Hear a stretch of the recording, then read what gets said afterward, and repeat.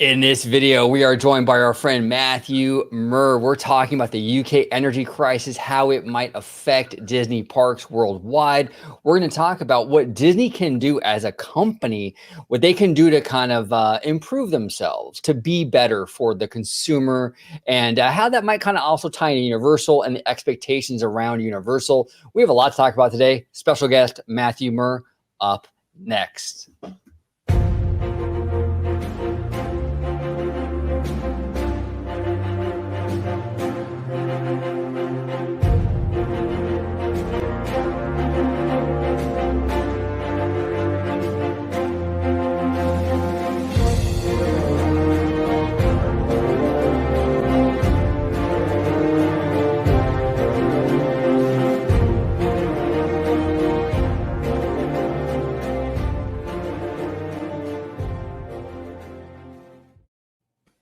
Welcome back to OG 55. We have a fantastic panel today. Joining me today, we have Matthew Muir back on the show, and we got Mr. Vash Sky. I'm going to introduce my fantastic panel, then we're going to jump right in.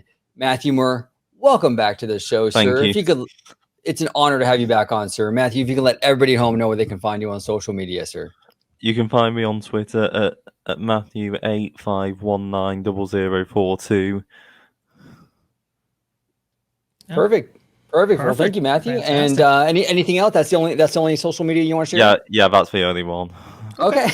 Well, go ahead. Well, what we'll do is we'll stick that in the description, right? Yep. Just make sure that everybody has it. I think that's perfect.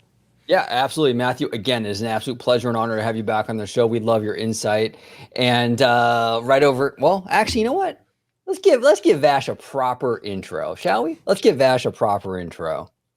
And now, the man with many titles, bringing you juicy news and info, squeezed fresh right from the Grove, Mr. Vash Sky.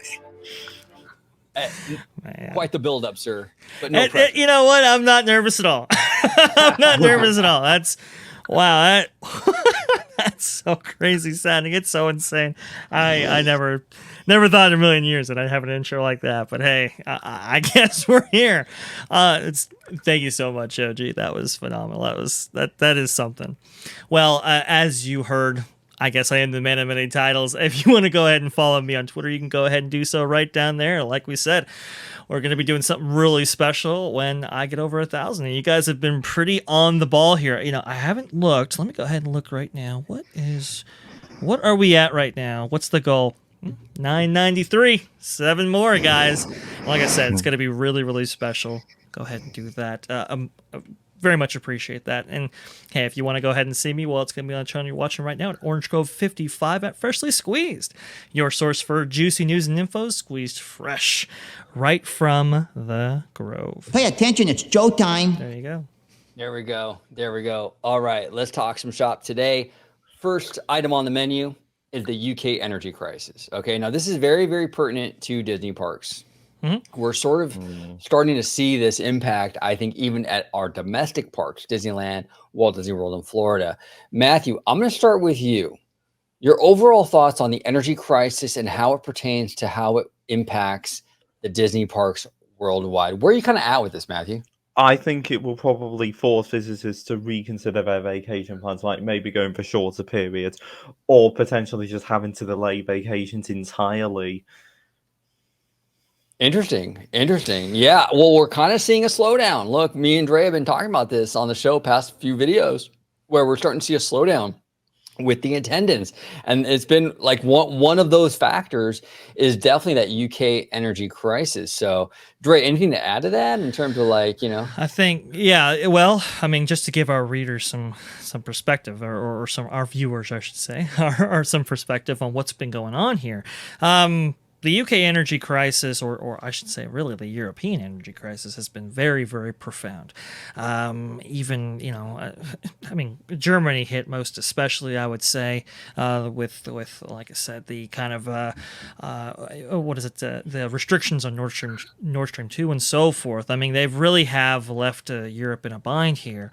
And I guess there was the head or the CEO of one of Germany's largest energy firms, is saying that he's seeing wholesale prices 20 times where they are today.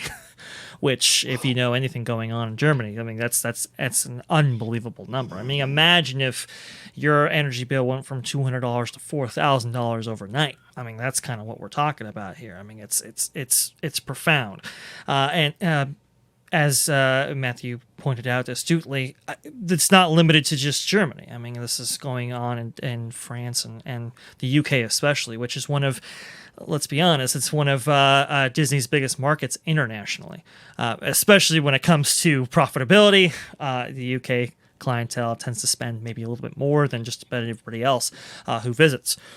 And so when you have these huge, upticks in energy prices, 80% where they were, or even higher, that really does, I can see the Burbank boys being a little nervous about that, because as we even talked about on the previous quarterly earnings report, I think they were really banking on international visitation to really see some growth and uptick, and experience the kind of same patterns that we saw with domestic travel post shutdown, right?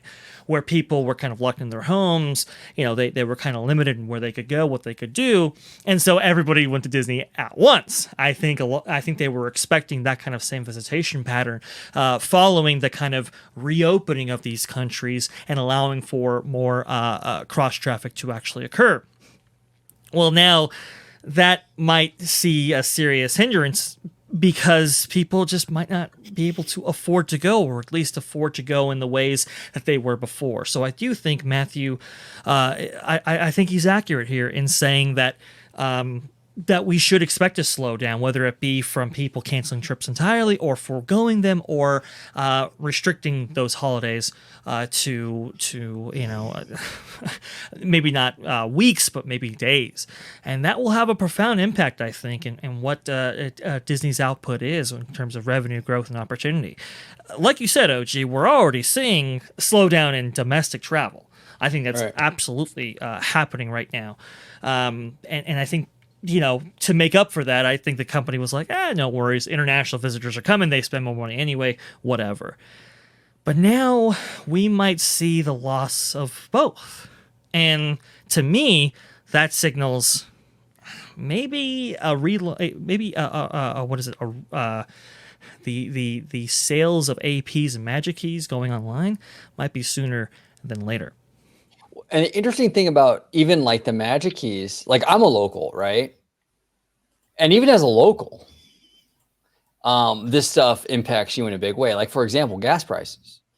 I mean, even as a local, if you have gas prices here in Southern California at like $6 a gallon, it's even difficult for the local to get to your park. Like I'm local, but I'm not like across the street. It still takes me 45 minutes to an hour to get to Disneyland. Well, it's at $6 a gallon, I'm rethinking how many trips I'm making, even these Magic Keys are going to pull back. But Matthew, what do you think in terms of like, what parks do you think are going to be impacted the most on this UK energy crisis? I would probably say Disneyland Paris rather than the American parks. Oh, you think so? Yeah. That's interesting. What, now Disneyland Paris has its own problems. I if I'm not mistaken, I think Disneyland Paris very recently made the announcement that they were going to forego some of the some energy usage, later hours and so forth, in order to conserve what energy they have remaining there in France. So I believe that the train shuttle, I believe that allows for travel between. If I'm not mistaken, Matthew, if I get this wrong, please go ahead and correct me. But I believe it allows for travel between London, Paris. Yeah, the Eurostar, that's the one. The Eurostar, okay, and I believe that's not going. That's it being they've had to suspended indefinitely, if I'm not mistaken, right? Yeah. So that's huge right there. That's a big deal. Yeah. I mean, and this is very similar to what Walt Disney World themselves encountered in the 1970s with the oil crisis back then. It became, well, okay, we have this kind of vacation kingdom, vacation destination. However, we really need people to be able to get to that vacation destination in order for this whole thing to work. And when people couldn't take what is it, the 1960s gas guzzling automobile over to that location, or do go forth on like a plane ride or something to get there. That was a real kind of hit. Well, apparently the Eurostar sets up I think a kind of a similar pattern here, which is very, very concerning. But like I was saying before, I think they were foregoing some energy usage in the park as well. Some gas lanterns weren't going to be lit. They were going to, not light in some interior spaces as much as they had been before. Matthew, is there anything else to add to that? No, not really much. It's going to be quite interesting where the parts end up once the crisis is stabilised. Are you hearing from people in the UK? Are you hearing from anybody who's maybe suggesting that they're going to be foregoing trips or foregoing some other things in order to kind of get themselves by during this energy crisis? Yeah, some people probably are. They're probably just going to limit their trips to locations in the UK just to save a bit of money. Yeah, and I believe what you were saying. What I was asking you during the pregame, the two kind of major issues kind of affecting the kind of the people of the UK, the most important issues when it comes to like a poll, let's say. I believe you were suggesting that number one has got to be energy. And number two is a much longer issue of political leadership. Yeah. I'm just going to put it short and sweet, though. I don't think any party in this country can be trusted. I know over the Tories, I know their policies are terrible, but honestly, those put forward by Labour and Lib Dems and even Greens aren't much better. So why should we trust any of them? Yeah, and that political instability, that's not good for travel and leisure. That is not good for travel and leisure. I mean, with these kind of uncertainties surrounding cost of living and so forth, this is why I say, I think Disney's kind of in a world of hurt coming here, and I think they know it, and I think that's why we're seeing maybe we just had the announcement of some more aggressive discounting options and so forth. I think that's there for a reason, OG. What do you think? Oh, I 100% agree. But I don't think it's just limited to Disney. Anytime you have an impact on travel, it's going to affect Universal. It's going to affect all these parks. We're seeing a big slowdown, even here in California with like local parks like Knott's Berry Farm and what have you. Kennywood, we saw some images coming from there from Labor Day, dead. I'm sure it's impacting. Universal is kind of hard to gauge right now because they have their Halloween haunt thing, which is kind of messing up the data a little bit, right? Absolutely. Because that's a very popular event. So it's kind of hard to kind of gauge Universal right now, but I'm sure they're going to get impacted too. If it's affecting Disney, it's going to trickle down to Uni for sure. But it's bad news for the industry in general. And it's especially bad because streaming right now, like, these companies are kind of like, oh man, especially Disney, right? They're looking at streaming. It's kind of like a money pit. We're investing all this money, not getting a lot back. We've even heard murmurs of like Disney, like, hey, looking at theme parks going, hey, maybe we should invest $6 billion back in our theme parks.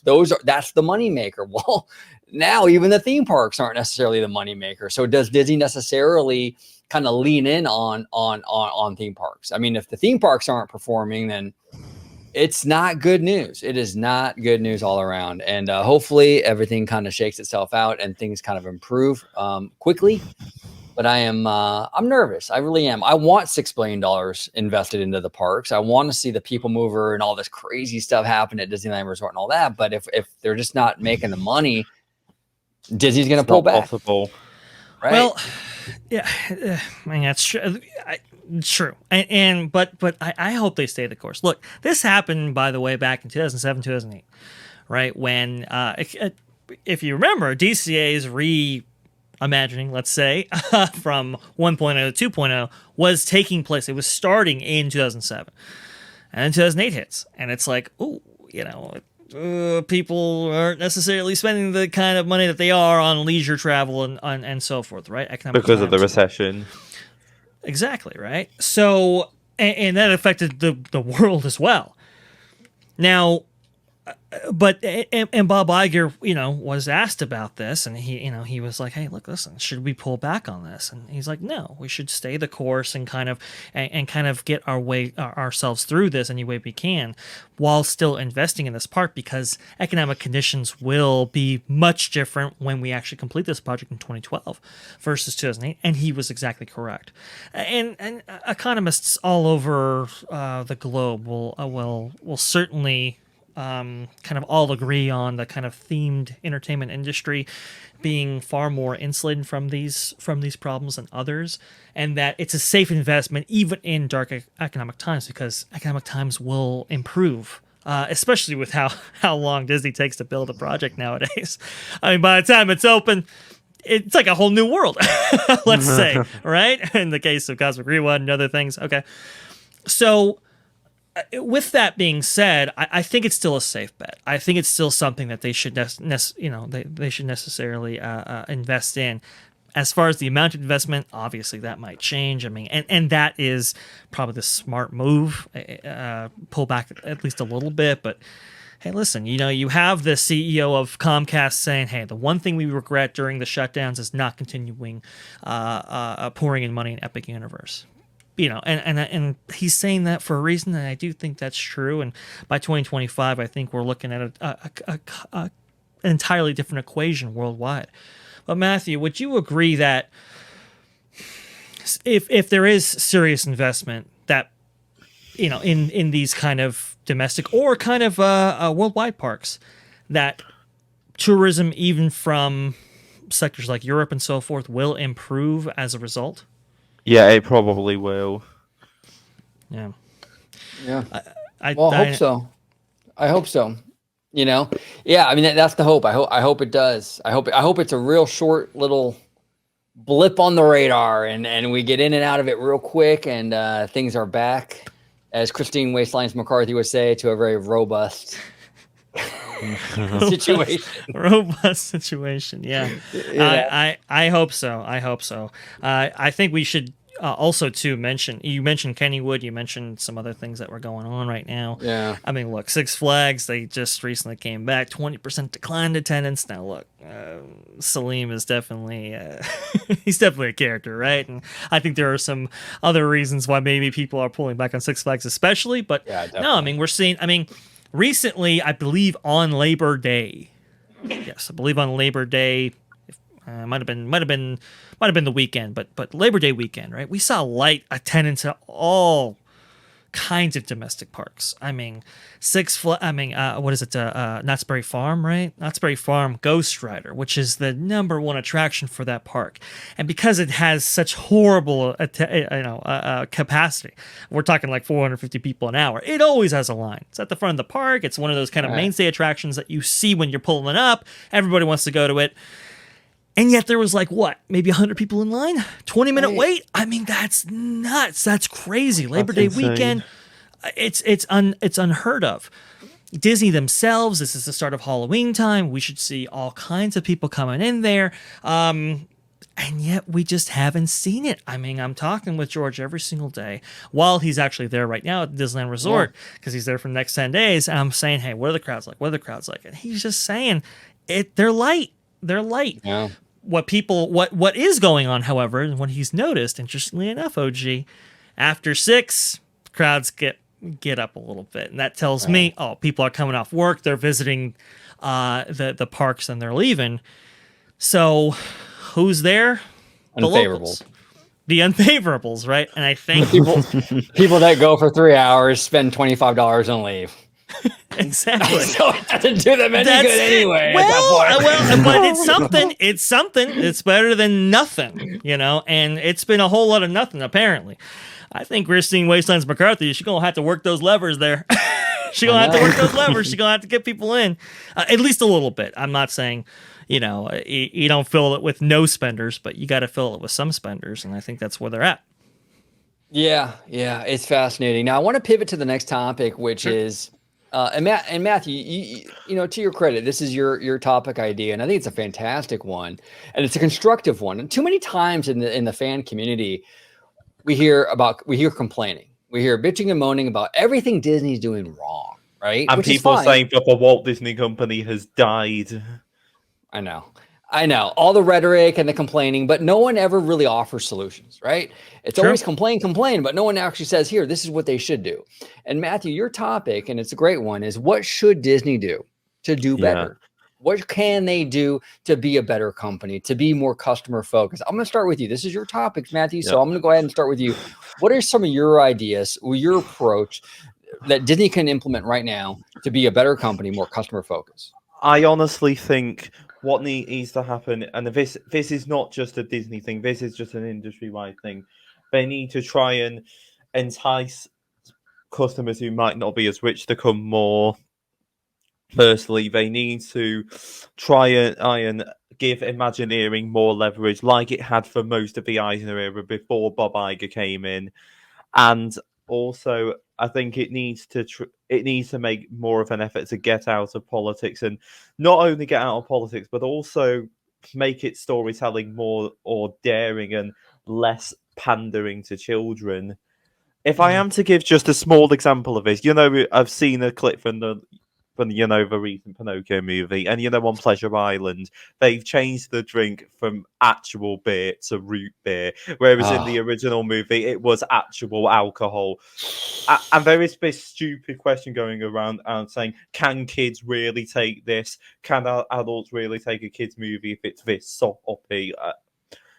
It's just all of those arguments just sound like box ticking for the sake of box ticking. So either throw adults under the bus or throw kids under the bus. That's the way they are thinking now. Pinocchio is an animated film, but has never been an issue for children in the, I don't know, when did that movie come out? 1941? 1940. 1940. It's never been an issue before. Kids seem to love that movie. Now suddenly it's a problem. I don't understand that. The whole thing with the root beer is completely insane. It's completely insane. And the whole mention of alcohol was very light in that movie. Well, it takes all the stakes out of the situation, out of the whole point of Pleasure Island, that these kids are misbehaving and doing things they shouldn't be doing. Root beer, okay, Pinocchio's going to get diabetes. Oh, man, this kid's this kid's out of control. It's whereas actual alcohol. Yeah, it's crazy. Yeah, and that's the kind of stuff, and I think with the political stuff, and I think I can kind of see a little fault on both sides, a little bit, because I think that the left, they go overboard a little bit, and these studios kind of go along with it, right? Like the left go overboard, like with the Pinocchio stuff and the problematic this and problematic that. But then the right. Well, and then the right, when Disney does do something that's politically neutral, like Chapek even said before the Florida drama started, that we want to take Disney in a more politically neutral direction. I mean, he literally said that. That was almost verbatim. But the right didn't reward Disney. They didn't give them any incentive to continue in that direction. They laughed and mocked at Disney and said, well, serves them right. They pandered to the progressives, and this is what they deserve. If the right would get on board and reward Disney when they do the right thing, I think Disney would be more inclined to continue on that path. But no one had Disney's back when Chapek said he wanted to be politically neutral. I didn't see any of these conservatives saying, it makes no sense. It makes no sense. So the left and the right, I think the approaches are wackadoo in a lot of ways, in my opinion, and that's why we kind of get this issue. But Dre, what are your thoughts on this in terms of how Disney approaches like the politics and all that stuff? I think there's a lot to there, but I'll say this from the right, and not speaking for them obviously, but just like kind of explaining what the mentality might have been. Regarding some of the comments and so forth, I think a lot of people had felt aggrieved, maybe at by Disney's actions before. So it was that's a slow process in order to get them back on board with Disney. And instead of kind of swinging in kind of the more neutral direction regarding that issue, they pivoted hard to the other side, and I think what that wedge that divide even further. Let's say, wedge and made it more impactful. Now, I'm hesitant to bring this up, but well, it's posted on Twitter, so and everybody's talking about it. I felt we should, and I have problems with it. But Christopher Rufo came out with a new poll. Do you want me to share your screen, or are you going to share it? Or yeah, okay. Well let me grab it real fast. Yeah, let's share it. Sharing my screen. This is interesting. This is very interesting. Okay, there we go. Okay, so Christopher Rufo posted about a new poll by WPA Intel that shows that Disney's approval rating has fallen from 77% last year to just 51% today. The company is now underwater with Republican voters. There are issues with this, but I'll go ahead. We'll explain it here. We'll talk about it. And it goes for it marks registered voters 51% favorable, 27% unfavorable. Republicans especially 37% total favorable, 44% unfavorable. Independents 47% favorable, 29% unfavorable. Democrats 69% favorable, 13% unfavorable. Now there's some problems here. I'd like to see far more crosstabs going in terms of age, gender, or sex, whichever the terminology that you want to go ahead and use in that field there. I'd like to go ahead and see where this poll was actually encountered, where this took place. Maybe race. I think I would like to see that. I'd like to see more definition here. Yeah, and how the questions were posed too, because that means everything. Is how a question is posed. Yes, is like for example, is if you ask about abortion, and you poll people, what are your opinions on killing babies? Well, it's going to be 100% like it's terrible. But then if you poll them on like, well, what are you in terms of abortion? Then it would be a little more mixed, right? How you word the question means to everything. It looks like, here's how they did it. It looks like now you are going to read a list of common names of people and organizations. So they just had people and names, and they gave them two options, favorable or unfavorable, and maybe something in the middle there. So yeah, indicate whether you have a favorable or unfavorable impression of that person. If you read that you have never heard of, just indicate that you haven't moved on. Okay, and that it also says total favorable, total unfavorable. That's interesting. So it looks like it might have been a two thing, and Disney was just one on that list there. Okay, that kind of gives more insight. I do agree with you though, how the question's posed and everything like that, where it's even in, like where it's actually located in that poll could also have some effects. How they were actually asked, was this in person? Was this on the phone? Was this through text? That also has that can also have a lot of sway. And then, as I think you pointed out, WPA intelligence. There's a little bit of a bias there when it comes to that polling firm and so forth. I'll go ahead and share that real quick because I thought that was kind of funny. I was like, wait a minute, this is like a little bit of a bias. Right, apples to oranges too. I think the 77% number that didn't come specialist from in electing conservatives. Exactly, right? They're not even hiding it. It's like, this is our thing, right? Now I will say, there's a couple of left-wing polling firms as well that get taken for, and it's like, they acknowledge their biases, so that's one, right? I'll give them credit, but that's true. Still, they're biased. Yeah. But hey, if the representation is accurate in your polling, that might not necessarily matter to give them credit. The 77% figure, I doubt that came from them. That start, unless it did, and that this wasn't represented here. But then it becomes an apples to oranges comparison and how you're actually totaling up that favorable unfavorable score. Like I said, I have problems, but with all those problems being out there, I'll say this: these are kind of surprising statistics. And this is not the only polling firm that we've heard that has had a kind of a downswing in terms of the favorability towards Disney.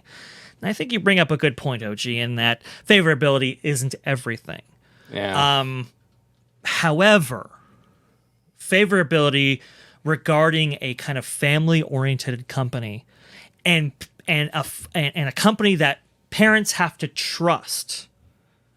I wouldn't write this off completely, is all I'm saying. And I think Disney does need to improve that public image. And I think the way they can do it, like Matthew pointed out, most astutely, you got to get out of the kind of political culture war kind of thing there. Now, I'm not saying that you don't have, some let's say liberalisms in your content, let's say, right? To use Walt Disney's own term, or you can't include maybe what is it? Ideological perspectives, let's say, right, in your content. But you have to be very careful about that, and you can't necessarily include that at the detriment of one side or the other. You can't necessarily include stuff that's going to push away one side or the other. And I'm not just talking political sides either. I'm talking about race, religion, those kinds of things as well. Here's the thing,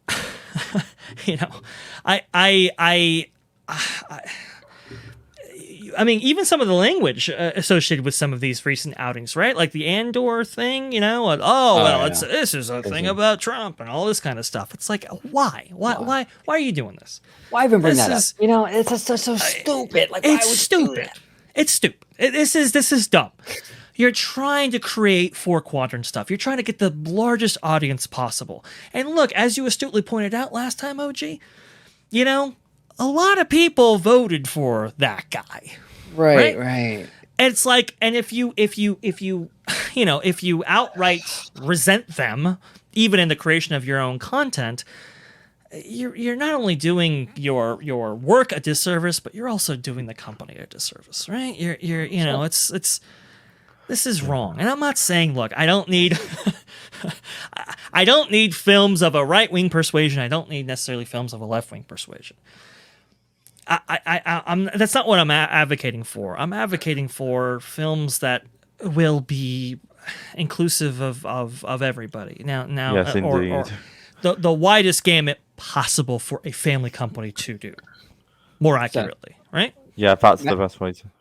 Yeah, Matthew, what are your thoughts on this? I'm interested. I agree with everything Dre has said. However, I would like to drop a pretty nasty bombshell, not on Bob Iger, but on just the entire industry, because everyone keeps saying that Bob Iger is the reason Disney is the way it is today. But I believe Disney is not the way it is today as a result of Bob Iger. I honestly think that even back in 2004, left-wing ideologies and an aggressive drive for profits and a declining creativity was becoming almost inescapable in the industry. And so Iger was just one candidate at the time who Eisner could have chosen, who might have taken Disney in this current direction. The devil we didn't know back in 2004 might not have been much better than the devil we did know.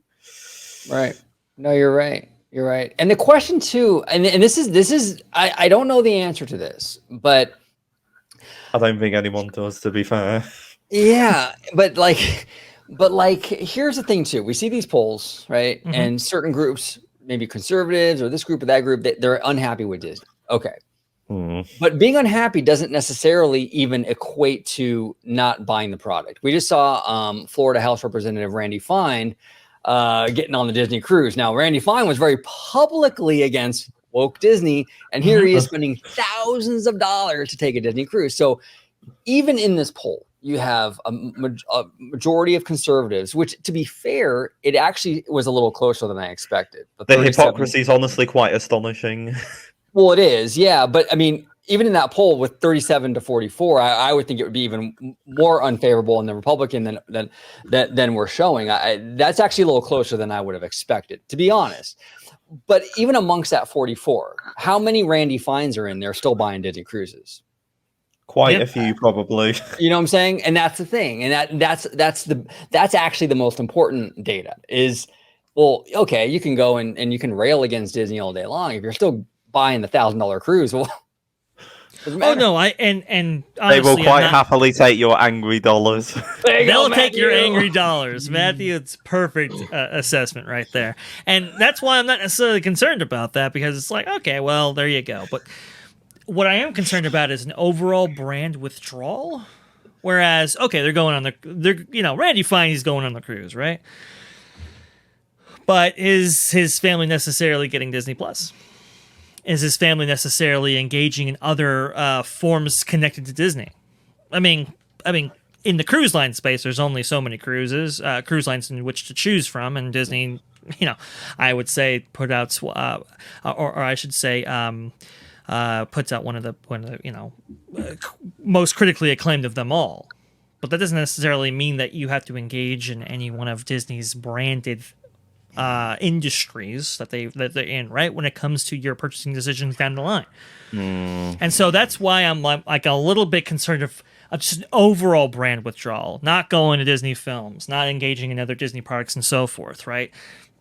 That's kind of what I'm a little concerned about, especially on they're talking about putting out a loyalty program. Well, what if that's impacted by it and so forth? The people, like the Disney brand became an identity for some people, right? Yeah. I mean, right? It's like people were happily associated with the brand, and when that brand is tarnished. Yeah, thank you, Matthew. When that brand is tarnished in the way that it is, that could really have some profound systemic effects and issues that we're not necessarily thinking in the short term. 100%. And real quick before we close it out, because Matthew, you did mention that you want to talk about this, so we have a few minutes to kind of go over this. Matthew, when you reached out, you said you wanted to talk about like Universal kind of getting a pass on this particular thing, right? Yeah. You want to elaborate on that, like where you're at with that in terms of Universal getting a pass on this culture war thing, or? Yeah, I think I think there are two possible reasons for why Universal is doing better and why it appears more politically neutral on the surface, at least. I would say it comes down to one of two parties.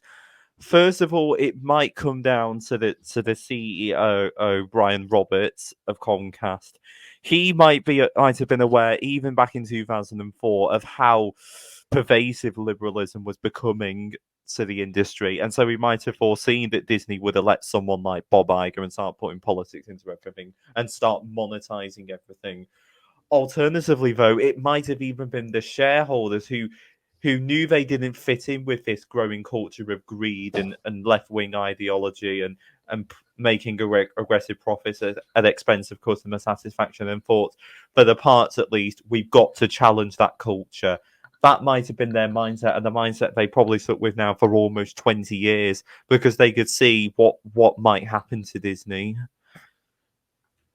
100%. Where are you at with this, Trey?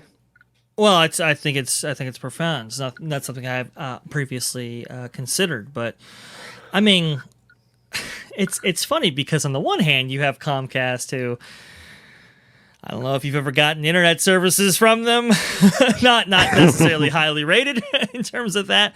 They do have kind of programming that definitely skews more towards maybe with a liberal bent, MSNBC and so forth, right? So it's like they've gone down that route before, but they're not necessarily critiqued in the same way that Disney is. And it's like, why is that? Well, I think Matthew's overall point, I think, is correct. They didn't jump in with both feet, let's say, right? And I don't think they were regarded as like the family brand for everybody that Disney was. So it was much more profound when they did it, right? The delta was much more extreme than maybe where Comcast's previous positioning was, and where they have moved on that kind of sliding scale there. So I think that also too is having an effect. And let's be honest here. Disney's number one. They're top dog. They're looked at differently than a Comcast. And that's why Comcast can do stuff that Disney cannot necessarily do. I remember there's this famous story about Michael Eisner. He's like, he wants an airline, a Disney airline. We got the cruise line. Let's do the airline. And, some people go up to him and say, Michael, I mean, look, it just takes one downed plane with Mickey's face on it. And, that really damages the brand. Right. And so he pulled back from that idea. But it's one of those things, right? When Mickey's face is on it, when you got those 3 circles, when you have Disney attached to it, it's the risk is bigger than ever. Exactly, risk is bigger than ever. The stakes are bigger than ever, and that's what it is. 100%. Thank you, gentlemen, so much, Matthew. It was an absolute pleasure to have you back on, sir. I really do appreciate you coming back on. We will definitely have you back to discuss more theme park stuff and Disney movies. Hey, D23 is this weekend. We're gonna have a lot to discuss come next week for sure. But Matthew, if you can let everybody home know where they can find you on social media, my friend. I'm sorry, let me just get the link up again. You can find me at Matthew8519042 on Twitter. There you go. And also, just a small notification, I probably won't be able to come back on the show for a while in 2 weeks' time because I'm going back to uni, but I'll probably be able to come back at least once or twice more in the next 2 weeks. That's great. That's great. Whenever you're available, we would love to have you on, sir. Thank you so much for coming on. And everybody at home, I will definitely link his Twitter down in the description below. Matthew, you are fantastic. We love you, sir. You're part of the OG 55 family. Thank you again for coming on. And hold on. Let me go ahead and introduce we're going to close it out, but let me go ahead and And now, the man with many titles, bringing you juicy news and info, squeezed fresh right from the Grove, Mr. Vash Sky. Oh man, that's something. That is something. Well, yeah. Oh man, that blows my mind, man. I am unbelievably humbled, honored. Thank you, OG. That's fantastic. Makes me smile every single time. But don't want to get a big head. But anyway, look. At Vash Sky is where you can find me, as you just heard in the voice right there. Like I said, we're doing something really, really special when I hit over 1,000, right? A giveaway. It's going to be fantastic. We are talking about how to actually do that, but nonetheless, we will actually get it accomplished. And hey, look, if you want to go ahead and watch me, you can go ahead and do so on the channel you're watching right now on Orange Grove 55 at Freshly Squeezed, your source for juicy news and info, squeezed fresh right from the Grove. Now, Dre, to close it out, something pretty significant happened today in the real world. Yes. If you want to address that, I think it pertains to our guest today and everything. So I think it'd be a nice little way to end this conversation, sir. I think it does. I pretty sure everybody has heard that the Queen of England, Queen Elizabeth, has passed away after, I believe she was 70 years. 70 years of reigning, which is an incredible reign. And I believe she was 94 years old. 96, actually. 96. Jeez. So even longer than I had it in my mind before the show. Just an incredible life, an incredible woman, incredible legacy. And I thought it was appropriate that we at least acknowledge that. And I think we can do it in kind of the way we tend to do. So in her words, this is from a 1957 broadcast that she made, one of her first addresses to the nation at all, during her kind of Christmas address. And I wanted to go ahead and play this because I thought her words were profound, not just for the time that they were said, but also for today. And I think you'll understand it. So here we go. Yep. Let's see here. I think it might be on mute. It's on mute. It is.